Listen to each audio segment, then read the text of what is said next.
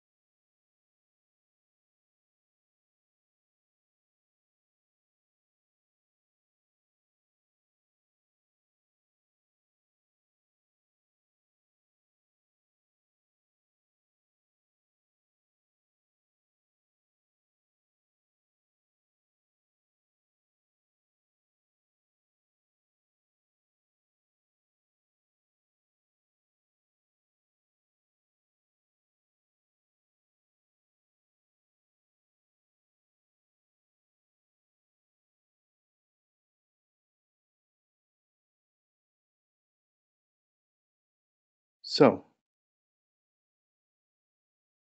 can you hear me now?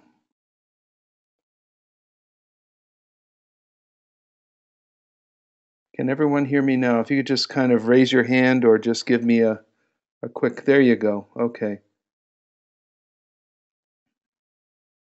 I'm going to assume that everyone can hear me unless you shoot me a question and let me know that you can't hear me.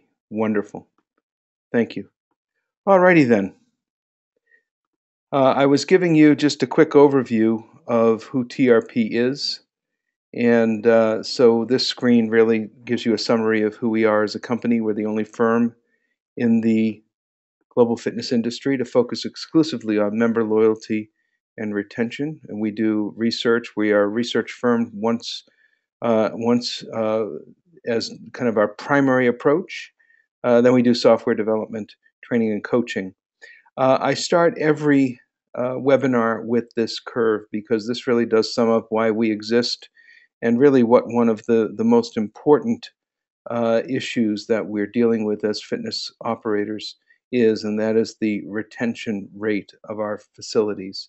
So if you look at this graph, this is kind of a decay curve, and it starts with point zero, which is the day that members join, and members actually join. Um, someone just asked if I could talk louder. Not sure if I can, but I'll do my best. Um, Members join on day one. They're fully engaged. They have great enthusiasm for their fitness program, and they are looking forward to really having an impact on their lives. And then something very dramatic happens, and we begin to see this very dramatic drop off in member retention. Now, these are paying members. In fact, we've done some research around uh, how does a member's attendance track with a member's paying. And so if you look at this curve, just back it up by about 3 months, because a member typically stops working out, stops attending your facility approximately 3 months before they actually cancel their membership, before the financial interaction is concluded. So if you look at this curve, we begin to see some really dramatic drop off in membership, and in fact, the nexus of this drop off is clearly at around 12 months, when we see about 50% of our members are leaving our facilities. So a very inefficient process when we see after 12 months that members have attrited that joined 12 months ago. And then it drops off even further. Let me point out that everything below this line represents revenue for your facility. Everything above this line represents opportunity for your facility. So anytime that we can do something that's going to actually make this line less steep, make it a little more shallow, if we can extend out this average member length to 13 months, to 14 months, great things can happen. And that's really why we exist as a company, to help you turn your average membership into a longer term relationship with your members. So that's about adding months to memberships and adding revenues to your bottom line.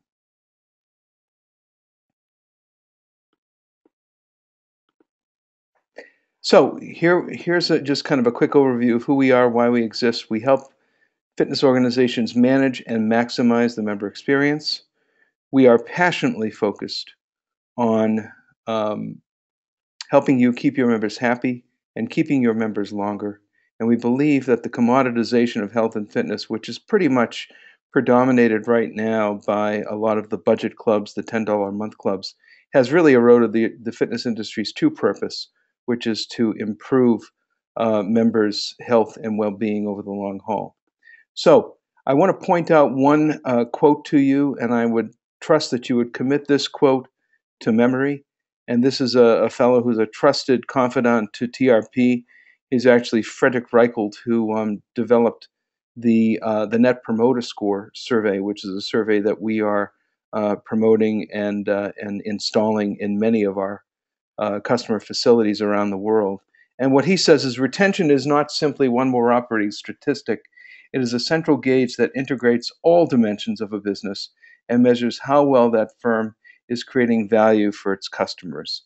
It is the single indicator for measuring sustainable growth. Now, I really want you to think about that for a moment, because when you think about retention being the single indicator for measuring sustainable growth, he's not talking about revenue. He's not talking about profit. He's talking about retention. And if we focus on retention, if we focus on extending the member life, if we focus an average of 12 months and turn that into 13 or 14 months, what are we doing? We're creating real revenue for your facility. And we're also creating real opportunity for your members to pursue a fit and healthy lifestyle. So what I'd like to do is talk a little bit about what is a sale. What is guaranteed when a salesperson completes a sale? Now, you all have salespeople within your facilities. You all have people who, many of them are probably commissioned to sell. What is guaranteed when they sell? Secondly, are your salespeople, those people that have that job description, are they actually your best salespeople? And a sub question to that is the transaction the sale? Or is the transaction simply the beginning of the sale? And then what role does communication have? So the second question there is, or the second point there is, can we engage the member so they are retained longer? So let's take a look quickly about what is a sale.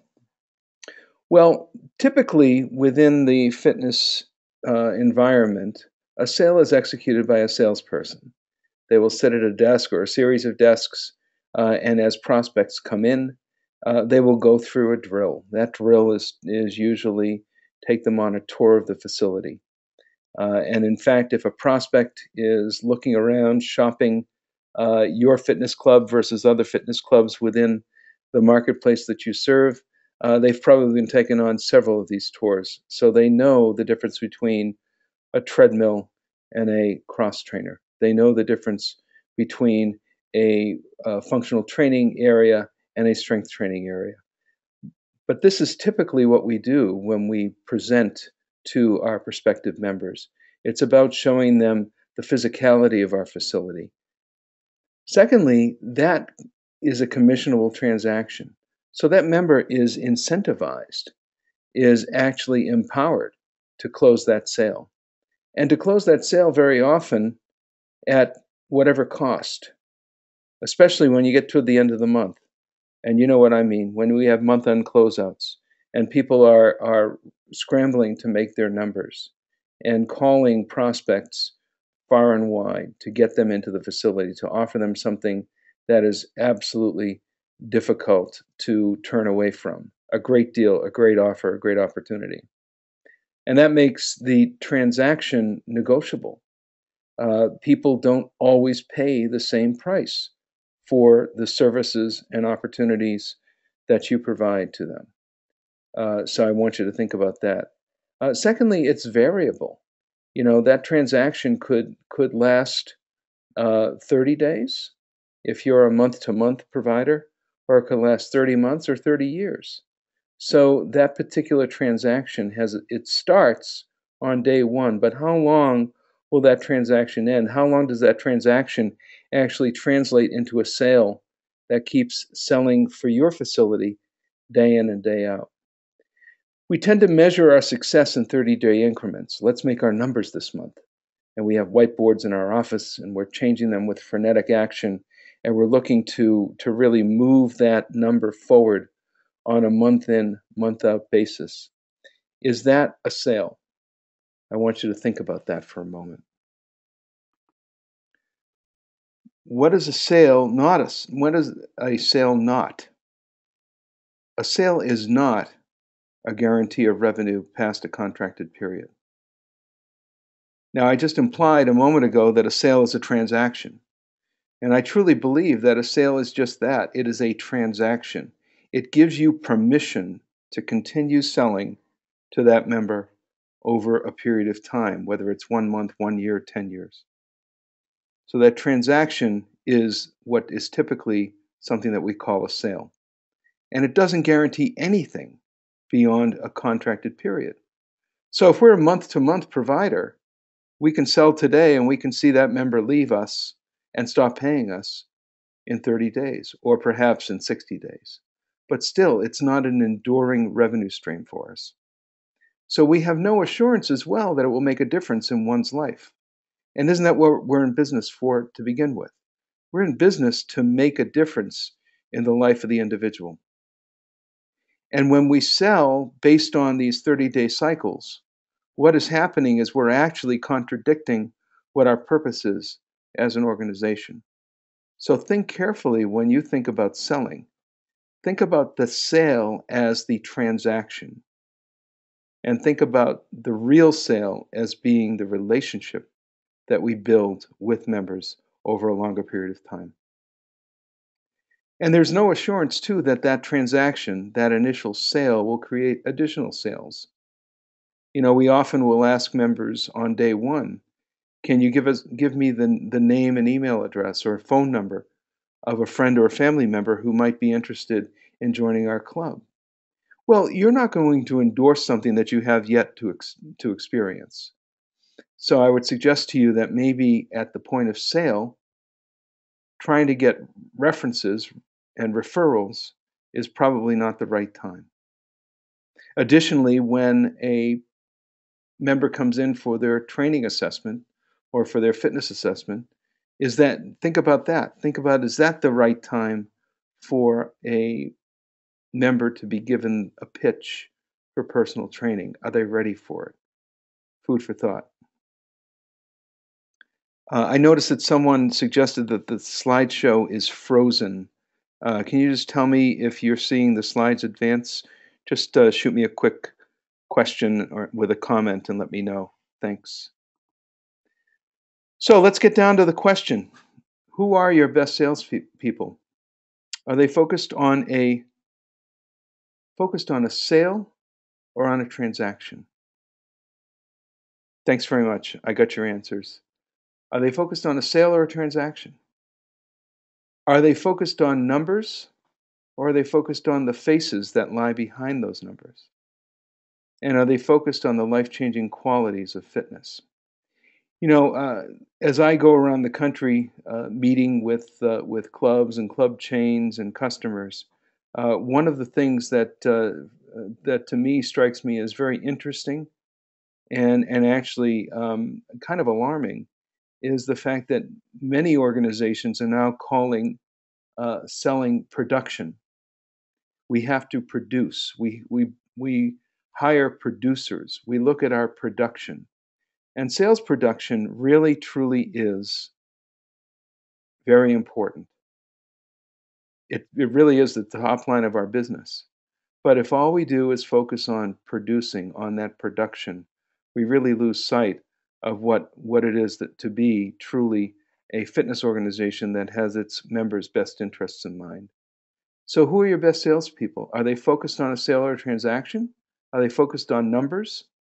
Or are they focused on the life-changing qualities of fitness? Very carefully consider this when you hire your next salespeople. And quite frankly, too, salespeople that are hired based on past experience in other industries, uh, they require some care and feeding because they don't necessarily know exactly what it is that we're selling, and they don't know the value of what we sell. And if they simply approach it as, let me sell these transactions, I think we begin to lose on the back end as we see members who come into our facilities not experiencing the life changing opportunities that they could, and therefore moving away from our facilities very quickly. So, who are your best salespeople? We did some research and we truly believe that our best salespeople in our organizations are our fitness staff. The fitness staff are really the folks that show your members how to do what it is that they need to do in order to improve the quality of their lives. They are focused on members using the product. These are folks that really truly know. They have the degrees, they have the certifications, that really truly know what it is to take a life and to change it for the better. These are folks that also know to focus on metrics that will quantify progress. What makes me know that my fitness program is actually working for me? Well, you ask your fitness staff, you ask your personal trainers. These are the people that know. One of the things that we at TRP really promote is interaction, is communication. And these are people, your best salespeople, focus on interacting with members to increase their visit frequency and duration. When we discuss retention and we're meeting with particular facilities or chains, we always talk about how do we secure that next visit? Because you have to take a step in order to walk a mile, don't you? And if a member is in the potential of dropping out of your facility, how do we get that member to increase visit frequency, to increase duration of their exercise? The first thing that we can do is get that member to agree to their next visit, and then their next visit again, and so